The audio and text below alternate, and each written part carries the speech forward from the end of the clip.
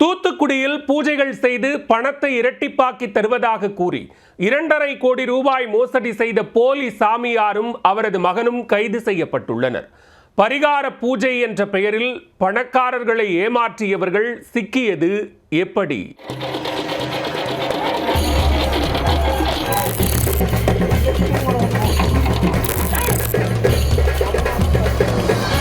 தூத்துக்குடி மாவட்டம் எட்டயபுரம் அருகே உள்ள புங்கவர்நத்தம் பகுதியை சேர்ந்தவர் பாலசுப்ரமணியன். போலி சாமியாரான இவர் அருள்வாக்கு கூறுகிறேன் என்ற பெயரில் பல்வேறு நபர்களிடம் ஆசை வார்த்தை கூறி மோசடியில் ஈடுபட்டு வந்துள்ளார். மேலும் தன்னிடம் வரக்கூடிய நபர்களிடம் பூஜை செய்தால் தொழில் வளம் பெருகும், பணம் இரட்டிப்பு செய்து தருகிறேன் என்று கூறி பல்வேறு நபர்களை ஏமாற்றியுள்ளார். தமிழ்நாட்டின் பல்வேறு பகுதிகளில் இருந்து வந்த மக்கள் இவருடைய ஆசை வார்த்தையில் ஏமாந்து பல லட்சம் ரூபாய் பணத்தை இவரிடம் கொடுத்து தங்கள் வாழ்க்கையையே இழந்துள்ளனர்.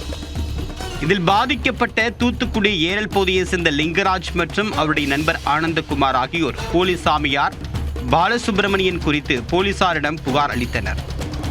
இருவரும் சேர்ந்து 77 லட்சம் ரூபாய் பணத்தை கொடுத்து ஏமாந்துள்ளனர். இந்த பணத்தை திருப்பி கேட்ட நிலையில் பாலசுப்ரமணியம் மற்றும் அவருடைய மகன் ஐயாத்துரை செல்போனை சுவிட்ச் ஆஃப் செய்துவிட்டு குடும்பத்துடன் தலைமறைவாகிவிட்டனர்.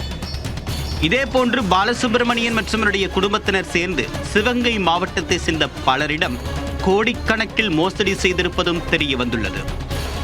சிவகங்கையை சேர்ந்த பாண்டியன், மாரிமுத்து, இருளப்பன் ஆகியோரிடம் 44 லட்சம் ரூபாய் ஏமாற்றியுள்ளனர். மேலும் எட்டயபுரத்தை சேர்ந்த மாரிக்கன் என்பவரிடம் 5 லட்சமும், சாந்தி என்பவரிடம் 17 லட்சம் ரூபாயும் ஏமாற்றியுள்ளனர். திண்டுக்கல்லை சேர்ந்த பாலமுருகன், கமலக்கண்ணன், திருமலைசாமி ஆகியோரிடம் 90 லட்சம் ரூபாயை பாலசுப்ரமணியனும் அவருடைய மகன் ஐயாத்துரையும் ஏமாற்றியிருப்பது தெரிய வந்துள்ளது. பரிகார பூஜை, பண இரட்டிப்பு பூஜை என்று கலராக ரீல் வெட்டு அனைவரையும் நம்ப வைத்து பணம் பறித்துள்ளனர். பாலசுப்ரமணியன், அவருடைய மகன் ஐயாத்துரை ஆகியோர் சேர்ந்து 20க்கும் மேற்பட்டோரிடம் 2.5 கோடி ரூபாய் மோசடியில் ஈடுபட்டது தெரிய வந்துள்ளது. சீக்கிரம் பணக்காரர்களாகிவிட வேண்டும் என்ற ஆசையில் இருந்தவர்கள் இவர்களிடம் லட்சமாக பணத்தை கொண்டு வந்து கொட்டியுள்ளனர். கடைசியில் மொத்த பணத்தையும் சுருட்டி கொண்டு பாலசுப்ரமணியன் கோடீஸ்வரனாகிவிட்டார்.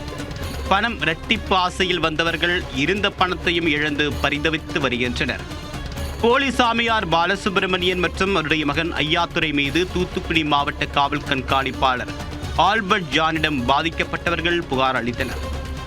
அதைத் தொடர்ந்து வழக்கு பதிவு செய்த போலீசார் தலைமறைவாக இருந்த போலி சாமியார் பாலசுப்ரமணியன் மற்றும் அவருடைய மகன் ஐயாத்துரையை கைது செய்து சிறையில் அடைத்தனர். மேலும் இந்த மோசடி தொடர்பாக காவல்துறையினர் தொடர் விசாரணையும் மேற்கொண்டு வருகின்றனர்.